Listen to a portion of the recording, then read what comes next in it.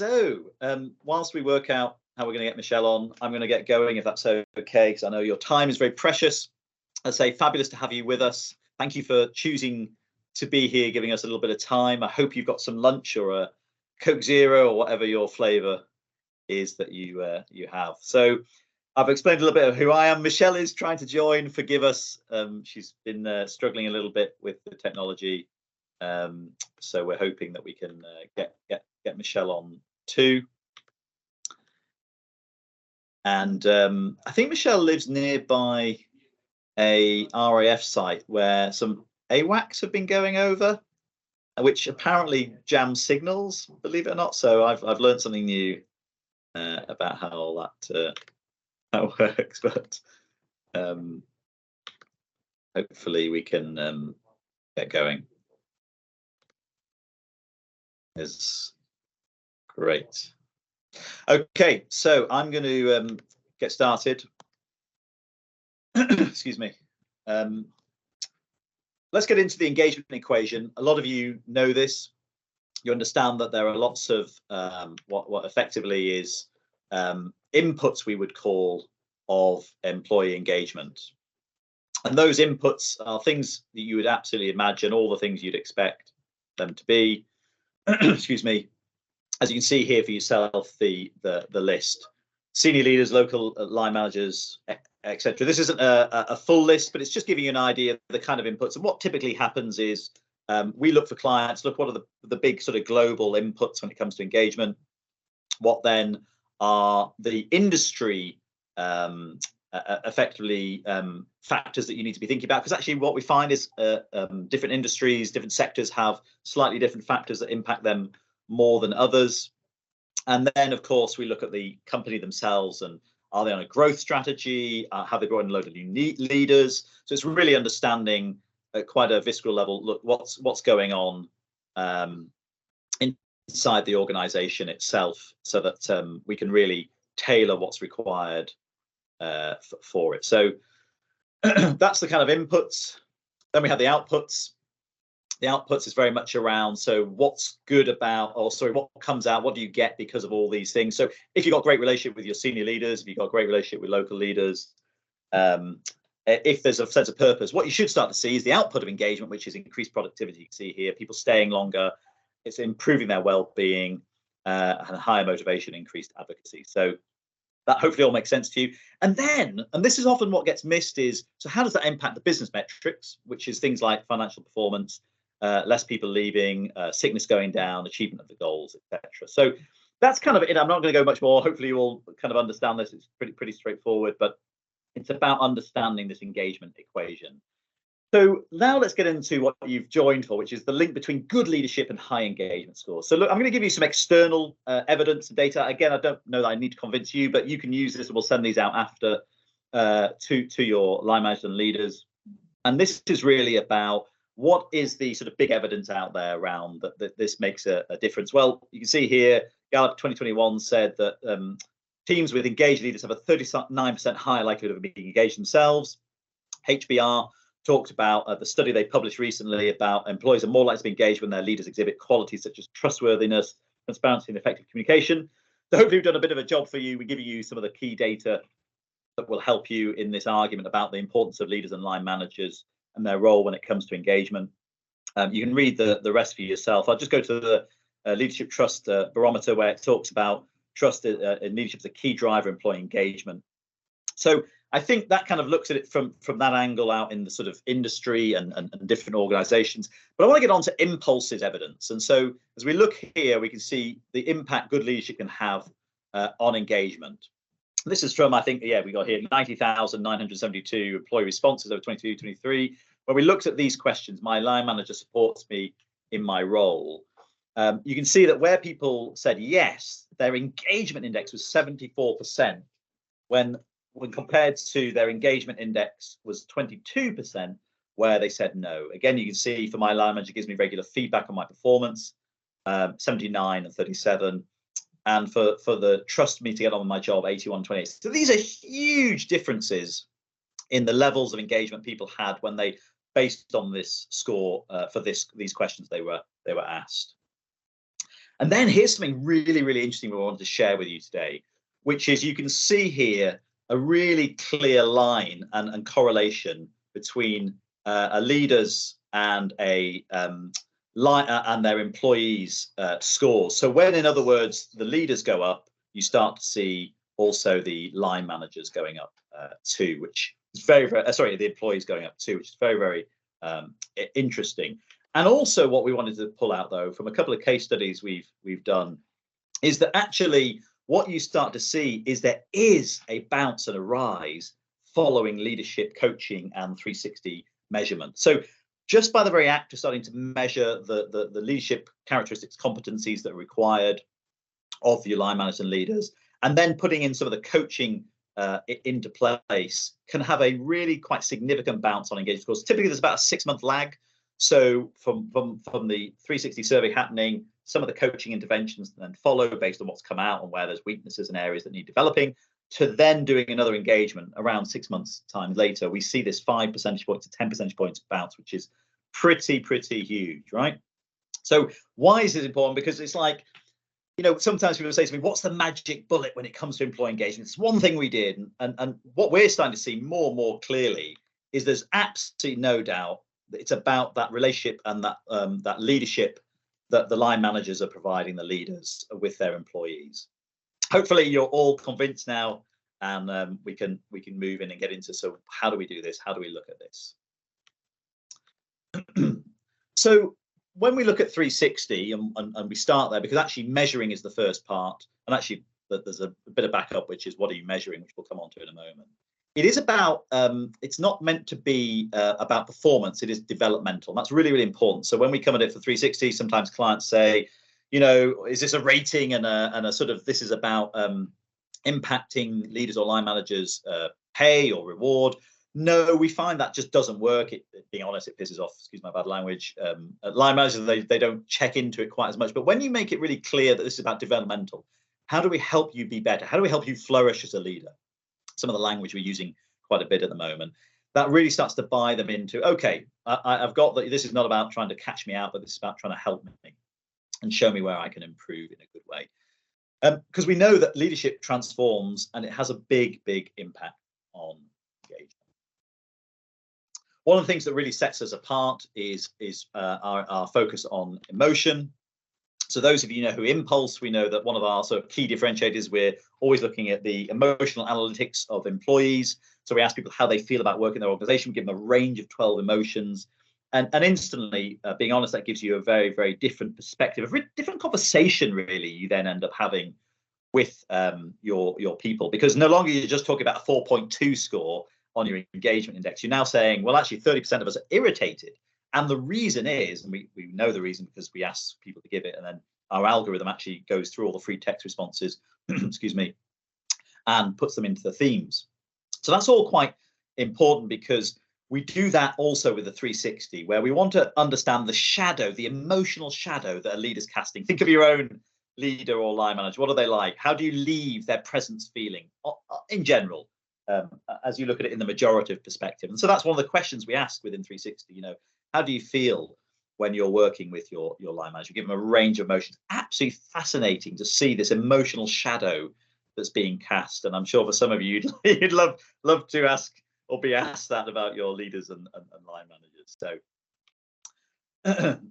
I think in summary, what we're saying is, how do we unleash that transformative potential of leaders? Because the impact that then can have on driving change, inspiring teams, and obviously the environment of emotional engagement is absolutely huge. So let's get into it. How do we suggest that you do this? The first is, when we work with a lot of clients, what we find is that they just don't have the necessarily the right competencies in place, or they had them from years ago, or they don't have any at all. And so the first thing we want to do is align the leadership competencies with the values, goals, and culture. We've been doing this with 2 or 3 clients, actually, we're right in the middle of some of this. And so this is really understanding, what is it that the business is trying to achieve? What is the culture you're trying to create? And then once we've got that, we can start to think about, well, therefore, what's required of leadership? So it's not just as simple as, you know, here are the questions for 360. We really want to get this right, because we want to make sure it aligns to what the business is about and trying to achieve. The second thing is we always make the case for change. And if we're not with you as an engagement partner, so we don't have some of your data, we'll still work with you and do a desktop analysis, really to understand what are the levers, how do we cause some pain? Because being honest, there are two motivating factors in life, pain and pleasure. So people are driven to avoid pain and they're driven towards pleasure. And so we want to bring both in. Look, this can help you flourish. This can help you be a better leader. This is going to be great for your career. That's the pleasure, but also the pain. Actually, if we look, for example, this is actually from a client, their leadership index was the second lowest scoring index. And another question we found from one of our clients was only 40% felt the directors understand the issues we face in jobs. In other words, there's a real disconnect between how people are feeling they're being led and people understanding the roles they're doing versus the leaders. So this case for change really, really does matter, and it also helps to buy in your senior leaders. Next job, we've got to get into what your job description says, which you might say is a bit interesting, kind of talking from a 360. But what we want to look at is, so what are you saying to your leaders when you're trying to bring them in? And actually, a lot of the job descriptions, we want to see what is it like you're presenting out to the public, and what is the sort of the feel or the vibe that you're giving about what it's going to be like in the organization. Why is that important? Because you wouldn't believe how often, we talk about that sometimes people, when they're going for job interviews, maybe they fudge things a little bit, or just ad lib a little bit, or just push things a little bit far in terms of what they've done or achieved. But so do organizations, and we really believe that organizations can be terrorists at saying one thing and then actually not being like that at all. So they're presenting at a public face that isn't necessarily what is felt when you get inside internally. So we really want to look at that, because that's got to then form how we put together the 360 approach. Next, it's about really understanding your people strategy. And why is that important? Because what we've got to see is, so what input do the leaders have into that strategy? And how do we identify the top talent? How are leaders rewarded and motivated? Again, all that's super important, because it's going to play a part when we come to measuring and then making improvements, and ultimately then the impact that's going to have on engagement, which we've already shown you the huge evidence for. So I just want to pause and just remind, because some people have come in just recently, what we've proved through lots and lots of data, both externally but also from our own company, is that the better your leaders are leading their people, the greater impact that has on engagement. And it correlates very closely that as the leaders' engagement improves, so do the employees, but also a lot of that bounce comes from leaders improving how they lead. Then what we want to get into, is the wider context. So it's very much around looking at, why are leaders leaving, whether it's the senior or more junior ones? How do you exit leaders from the business? So what's the sort of vibe? How's it seen? So think about your own organization. That has an impact also on those staying, about how when they see people leaving, as well as when they see people joining. And also, of course, are there any kind of sensitive issues going on? Is there a culture of bullying, which, being honest, unfortunately, we do see from time to time across different clients? Is there a culture, a macho culture? Think of what's going on in the news at the moment, that awful debacle that is called our government, or was our government, around COVID, and just the toxic environment. And why is that important? Well, for 1,000 reasons, but in this context, because actually you then need to think about how what you're asking of leaders and how you're asking them to change. One of my things I'd love to do is any leader like Keir Starmer, or anyone going into politics before they get into senior positions, should be made to make some 360s from people who've worked with them, and then they have to publish them online so we can all see it, because it would just sort out so much, I think. But anyway, moving on, won't be political anymore. 6, other industry leadership competencies. Why is this important? Because actually it is useful to see, what are your competition doing? What is going on in the industry? Where's the bleeding edge within your industry? Where's it moving to? What's being required? It's very useful. We'll look out for you and go and have a bit of a sense check and a desktop research on some of those competencies. And here you can see there's lots going on. And if I'm really honest with you, one of the things that gets in the way of this is we see that there are too many leadership competencies.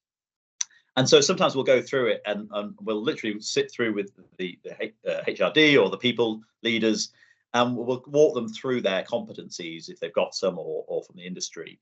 And what we say to them is, this person is like the perfect person. have we ever met this person? Because there's so many competencies they're expecting them to have, and they've got to be completely well-rounded and yet deep in every area.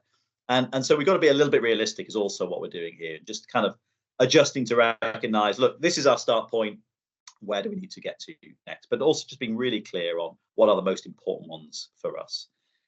Then what we do is we want to get into the internal qualitative conversation. So that this is about actually going to employees and line managers and actually asking their opinion on what they think is required of leadership over the next year or two. We tend not to go out beyond that because the life and the world changes so quickly. So not only do that obviously with senior leaders and ask them, you know, what do you think is required of leadership here? But we're very much looking at that from a perspective of the employees and the line managers. So there's a real sense of our fingerprints are all over this. This has not just been designed in a darkened room by some consultants, but actually we've had a part to play in looking at this. So I'm just going to pause because I've said a lot. I'd be interested in any questions at this point. For me, what I've tried to show to start with is just the absolute clarity on the data that shows that leadership has a huge impact on engagement. We've got it from our own almost 100,000 data points that where people are answering very negatively to those questions about how they're being led, their engagement index is so much lower. But where they answer positively, it goes up exponentially. And then what I've just wanted to put out for you is very much around, excuse me, how we approach pulling that together. And hopefully it's given you a little bit of just, it's not, if you like, as simple as you might imagine, but hopefully it's not complicated, but it's just, there's some steps to go through to really make sure we're measuring the right things. So just for a moment, do you want to see if there's any questions? Please put them on chat. Very happy to take any questions you have, and then I'll carry on if there's not any that happen. Great to see Wendy's had her cappuccino, by the way. Here we go. So is the plan for 360 assessments to be rolled out across all of SEC, or will it be rolled out to a limited group of people in the organization? That's a very specific question from a client. So I'm not close enough to honestly answer that. So we need to find that out. But one of the team will come back to you, definitely. What we do actually say is it's not a bad thing, though, generally to start with some pilots and then sort of go wider and wider. So that's something just to think about. But Rob would definitely get back to you on that one. Wendy saying, if only we could interview based on someone's 360 skills. 360 skills are often measurable, but emotions aren't so easily. Yeah, look, I fully get that. That's why we ask that question. We give people a range of emotions to be able to answer. But it is super important that, you know, emotional intelligence has been around now for 30 years, I think it was, since Daniel Goleman wrote the book and kind of made his name on that. And is much more accepted within organizations. And yet still, most organizations are not measuring the impact, the emotional impact that their leaders have on their people, which is what we're trying to correct. And part of the reason we came out with this end of last year. And the other reason is because by doing that, you can really start to deal with a lot of the engagement issues that come from relationships that people have with one another. Because at its core, a lot of engagement is still to do with the relationship you have with other human beings, and how do we help those relationships to flourish so that then engagement can grow. Okay, I don't think there are any more questions, so I'm going to keep us moving on, conscious of your time. So what does it look like? You might be saying that, Matt, this all sounds really interesting, fascinating. So I just wanted to share just a few slides here. So first thing is we, of course, every person who goes through the 60 can download their own result. We actually give a dashboard to everyone. Some clients get a bit nervous about them having that, whatever reason. But what we also do is allow or enable the download of all the results. We very much talk just here. Let's take a moment to go. We start with how people are feeling and how you might feel as you read the results, and let's get to the facts, and also where do you put your focus on it. And then, of course, what's critical is that self-reflection. And really behind this is, you know, you might disagree with me, and feel free. At the core of coaching is heightening people's awareness. And what you're aware of, you can control, but what you're not aware of controls you. And often in my experience of, sadly now 2 decades of coaching leaders, I say that because I've only been doing this 10 years surely, but 20 years of doing this, I would say that one of the biggest issues is that leaders' awareness just is not there. So they're not aware of how they're coming across. They're not aware of the impact they're having on people. And so our job is to help heighten their awareness, which obviously this will do. The second actually part, when you think about coaching and how we help leaders make the changes, there's really a self-awareness, which I've talked about, but also self-responsibility. So it's absolutely critical that leaders start to take responsibility for their results, for what people are saying, and don't just shy away from, oh, well, that's great, I'll put that to the side and carry on as I'm doing, but really take that responsibility to grow, to have that growth mindset. We've talked about that for years now, growth mindset, and yet I'm ever amazed at how few people have that and are willing to put the time and the effort in, because it is hard work. It's no different to going to the gym. It just happens to be the mind gym or the emotion gym, where you've got to start working on how you're coming across, how you're perceived, how well you lead team meetings, how well you communicate, etc. Then I just wanted to show you, we do the correlations across engagement and 360 scores. So a lot of our clients really like this because they can look at, okay, you've got here the engagement score, the 49.51, and then over here you've got the overall score. So you can see here for Zoe, she got 2.7 overall. These are just this is just a demo, so it's not real data. You can see some of the competencies there, but you can clearly see that the higher on this one, the actual score for the 360, Barbara has the highest levels of engagement as well. This has been fascinating, around. I'll be very honest with you, because as you would expect, what's typically happened is that you've got leaders who typically, where leaders score highly in their 360, they tend to have the highest engagement scores, and vice versa. But what's been really interesting with clients is that there have been some outliers, which have been fascinating. So some leaders who've got very high engagement scores actually have got really poor 360 scores.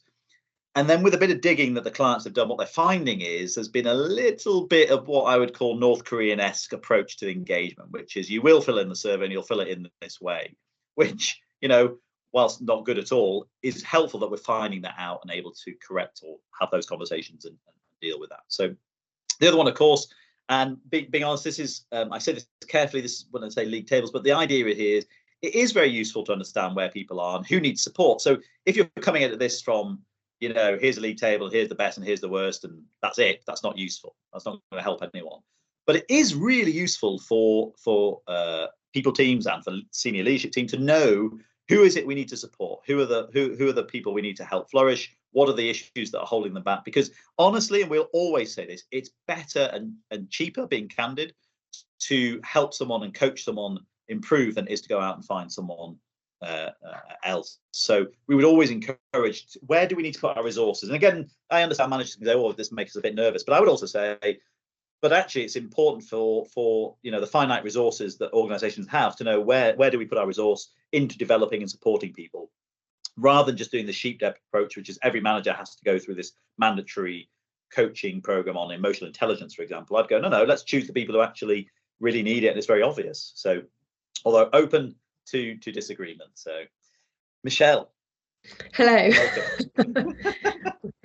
Everyone's bored of my voice, so you've come at just the right time. So Michelle, why don't you introduce yourself to everyone? Give you a moment. Yeah, hi everybody. Apologies, there were some technology issues in the background with me getting the co-host, so apologies. I was slightly late off the post with the slide that I was going to present, so hopefully I will intervene now. So yeah, I'm an Impulse coach and work closely with the businesses to roll this 360 out. And as Matt said on the previous slides, we've got a few clients that we're currently going through this with at the moment. So I previously worked in HR, was a HR director within construction for 15 years, and I think for me, it's one of those finite things, as Matt said. Leaders don't always hold the mirror up, and it's quite tricky internally, even while we feel it ourselves, to kind of spotlight some of those behaviours and those correlations between our engagement surveys. I've certainly written engagement reports back for my businesses, and I know where the issues lie, but it's quite difficult to point the finger and blame in that sense. But it's really useful with 360 to have that tangible data and to build those action plans.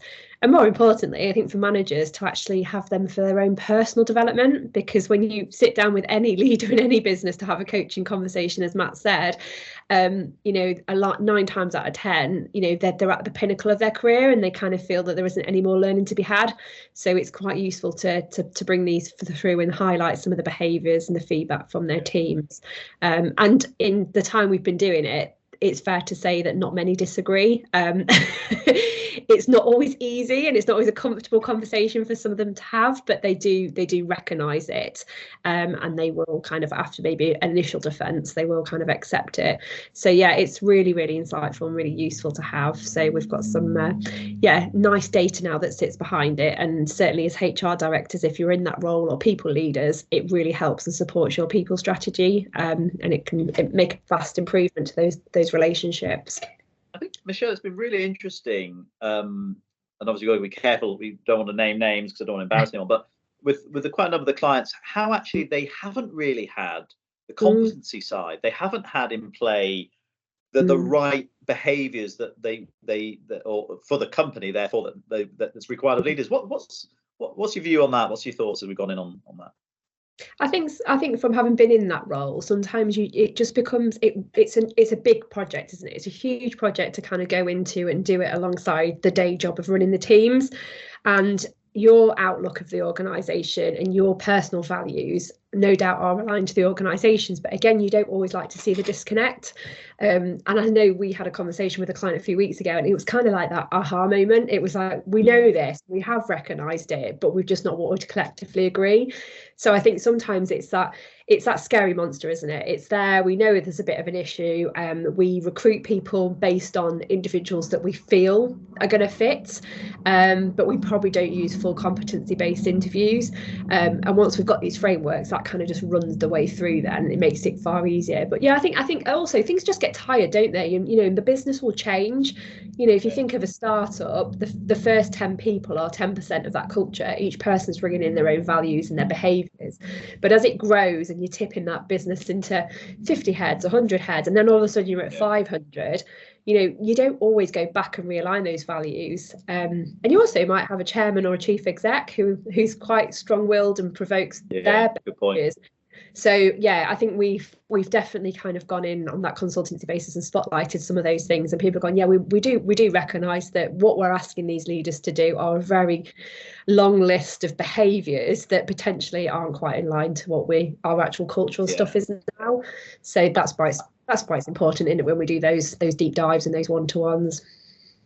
I'd just love to know, everyone listening, just put in the chat, do you have, just give it a thumbs up, a thumbs down, do you have leadership competencies? I'm genuinely intrigued that are up to date, relevant, have been through a really good process like we've sort of outlined. I'm genuinely intrigued whether that's because thus far I've been amazed at how many sort of clients don't necessarily have that in play. And then the other thing is, I'm just intrigued. Thank you. Thanks, because it definitely does. So that's good to know. I'm also intrigued, Michelle, on this point, just while hopefully others might come in. Oh yeah, great. So Juliet, yeah, we're in the process of rolling them out. Excellent. That's good, because the other side here is the bounce that you get from in engagement from putting the focus on 360. So I'm like, it's kind of a no-brainer to go, you know, this is worth doing. And also, just so I'm interested in your view of that sort of bounce that happens in engagement. And then the second thing is, what's your view on how you deal with this thing of managers being defensive around, is this about performance and about getting us out of the organisation? Because we do hear that sometimes. I think initially that engagement piece, there's that clear direct correlation, and as I said, for me it runs through for how you would write a people plan or people strategy, whatever you're going to call it. It just all dovetails in. You can do it all in isolation. You can look at your leaders, you can assess them as talent and put them on a 9-box grid. You know where your successors sit, but actually that's your take, that's your senior leadership take or HR team's take of them, and the 360 plus the engagement of what their team are feeling really cement that, and it kind of just it builds all those building blocks into that plan. It just crystallizes, you know, actually there's some stuff there that sits beneath that leader that we need to finesse, and I see it as a finesse. I think that's the defensive bit, that as long as leaders know And we take them on this journey, we get them involved right from the onset, don't we, from the initial kind of working groups. Any tricky characters will be make sure they're in those working groups to obviously listen and take them on that journey. So, you know, this isn't about pointing the finger at people. This isn't about making people held to account if something comes out of this survey. It's just learning and it's best practice. And also, you know, if you get the right population as well and the right numbers, then actually one bad egg with a bit of a beef against a manager will soon be highlighted, because, you know, again, we do understand that occasionally there are individuals that want to use a feedback survey just to get their commentary across, but that's quite obvious when you pull in several people for those questions. So the selection is really vital, isn't it, and who we pick for those surveys. But yeah, I think, you know, backed up with coaching after that, to me, is kind of the important thing, that managers are kind of given that dashboard. They understand, it's read to them, they interpret it. It doesn't just go in the top of the drawer and it's like, oh, it's too difficult, I don't want to know this.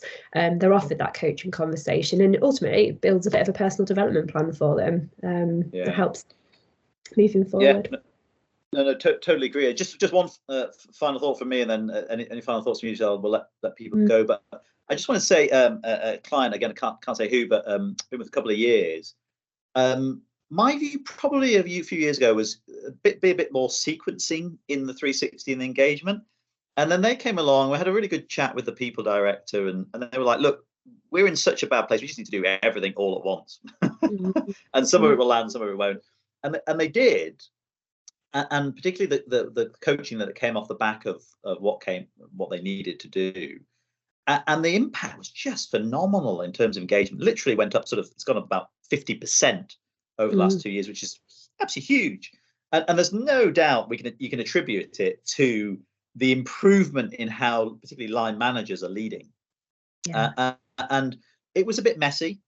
And I suppose, you know, everyone likes everything clean and it all sort of, you know, just flows together very well. But sometimes it's actually, you just got to get on with everything and do the 360, get the engagement out, start the coaching, and then trust that the process and the flow will sort of catch up and you'll start to see the benefits pretty quickly. What's your thoughts on that? Yeah, I think it's probably, I think in the comments it was Juliet mentioned about the rollout, and I think actually you can sequence it and you can take the time to do it, and then you can plan how we're going to give that feedback.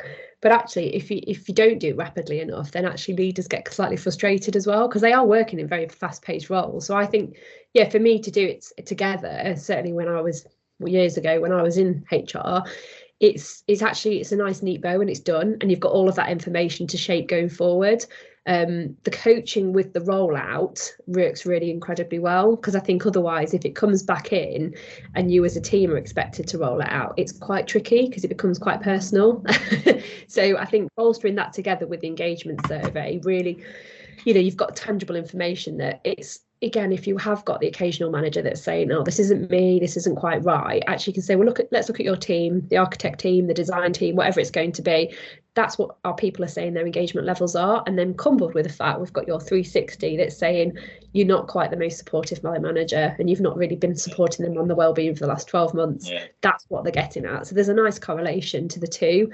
Certainly as a HR director, it's just easy then to write your people plan around that formulation of those two reports together. Whereas potentially you can stage it and wait 2 or 3 years, and your engagement survey gives you one piece of information and you're waiting to do the leadership piece, and you're reshaping that strategy, you're reinvesting, you're putting training budgets, L&D budgets here, there and everywhere. And sometimes you're probably duplicating costs unnecessarily.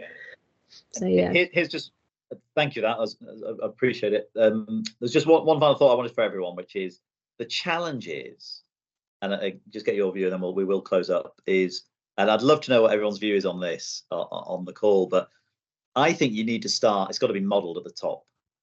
And so it's like, sometimes when we've been in boardrooms, haven't we, and they'll go, yeah, this is great, it'll be great for them, great for the line managers and the middle managers, but no, we're all good.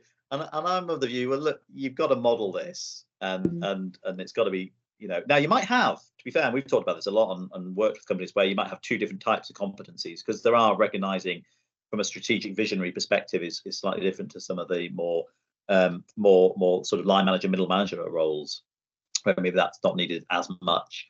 But what's your view on that sort of senior leadership? We've got to get into this as well. I would always say, I think I worked with a chairman years ago, and we've had a client recently, we haven't moved. They put the line in the sand and say, look, I'll go first. You know, I'll literally, well, do mine first, and I will share my dashboard with my senior team. I think that really just opens, and that's about your culture. It depends what your organisational culture is, but if you've got a chief exec or a chairman or an MD, whatever the badge is going to be, who's happy to do that, then it will certainly shift how that's kind of put forward. But yeah, it'd be great to see if everybody else has got any any views on it. I'm in agreement with Wendy, which is set the example you wish to see. You know, I think that's summed it up very nicely, Wendy. And on that note, if it's all right, 12:40, I'm going to bring it into land. Look, just so you know, just next step. So you've got we're going to send out PJ will send out the slides and the link to this. We tend to get, I think it's about 95% people click on and watch it afterwards as well. Those who aren't on now. And also watch out if you're not already a client. I think PJ, one of the team, might just drop you a call to see how you found the webinar, if it was useful, etc. in the following weeks. But listen, thank you for choosing to spend 40 minutes with us. I never take that for granted, so thank you. Michelle, I'm so glad you made it and you got on. Really appreciate your insight and input. So thank you for that. So we'll let everyone go. Have a great rest of the day and a great weekend. And I'm sure we'll catch up at some point.